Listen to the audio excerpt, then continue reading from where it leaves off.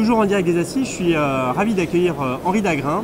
Henri, tu es délégué général du SIGREF. Donc, est-ce que tu peux déjà nous expliquer le rôle du SIGREF? Le SIGREF est une association qui a 47 ans. C'est un réseau des grandes entreprises et des grandes administrations publiques françaises qui les accompagne dans toutes leurs réflexions sur leur transformation numérique. Notre credo, c'est maîtriser les enjeux de transformation numérique, réussir le numérique dans les entreprises et les administrations françaises. Alors je tenais qu'on aborde ensemble un sujet particulier, cette logique d'innovation avec les grandes entreprises. On sait que les DSI sont débordés pour assurer l'outil de production au quotidien, mais est-ce qu'ils arrivent à trouver de la place justement pour mettre de l'innovation dans leur stratégie, dans leur quotidien? Les DSI, et pas uniquement les DSI, mais les grandes entreprises françaises aujourd'hui sont nombreuses à être engagées dans des processus d'open innovation. En fait, leur sujet, et d'ailleurs nous l'avions écrit dans un livre qui est paru en 2015 sur l'entreprise numérique à l'horizon 2020, c'est « on ne peut plus rien seul ».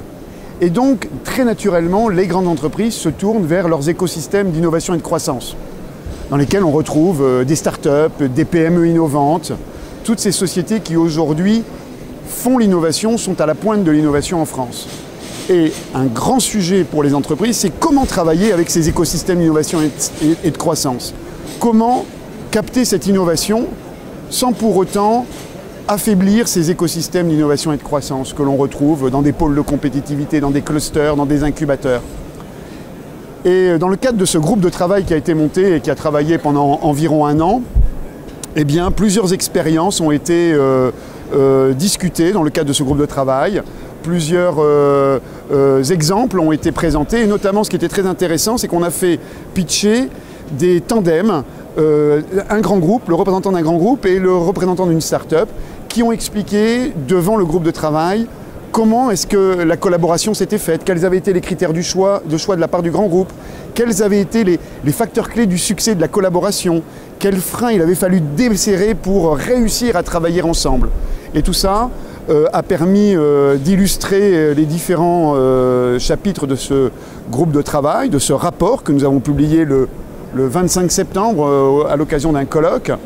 Donc d'illustrer toutes ces recommandations qui ont été publiées dans ce rapport par l'exemple, par des exemples concrets de collaboration. On va donner toutes les références de ce rapport. En tant qu'observateur quand même de travail des DSI, il y a quand même des sujets aujourd'hui qui les préoccupent. On parle d'intelligence artificielle, on parle de blockchain.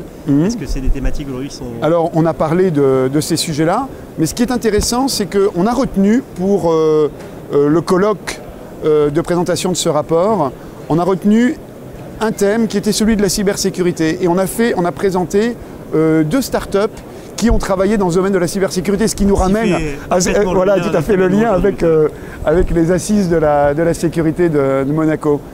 Et parce que c'est un vrai sujet d'innovation aujourd'hui, la cybersécurité, c'est un sujet d'innovation pour les grandes entreprises. Donc le message quand même à ceux qui nous écoutent, c'est qu'aujourd'hui, il faut persévérer. Enfin, si vous voulez collaborer avec des grands comptes, il faut persévérer parce qu'ils ont besoin de vous. Je dirais, je retiendrai deux mots. C'est l'audace de la coopération, hein, l'audace qui permet à la DSI de sortir de son univers sécurisant, hein, mais d'aller voir ailleurs comment ça se passe. Cette audace, et puis également la confiance dans ces écosystèmes d'innovation et de croissance dans lesquels les entreprises peuvent trouver des trésors, doivent aller chercher des trésors et doivent les valoriser. Parce que bien sûr, il y a des différences culturelles très fortes, mais si on arrive à les dépasser, eh bien ça se fait au bénéfice de chacune des deux parties. Et pour mettre en œuvre cette audace, cette confiance, eh bien il faut avoir comme préoccupation principale la préoccupation de la persévérance. Il faut persévérer sur ces sujets-là. Merci beaucoup pour ces messages et puis on va suivre ça de près évidemment.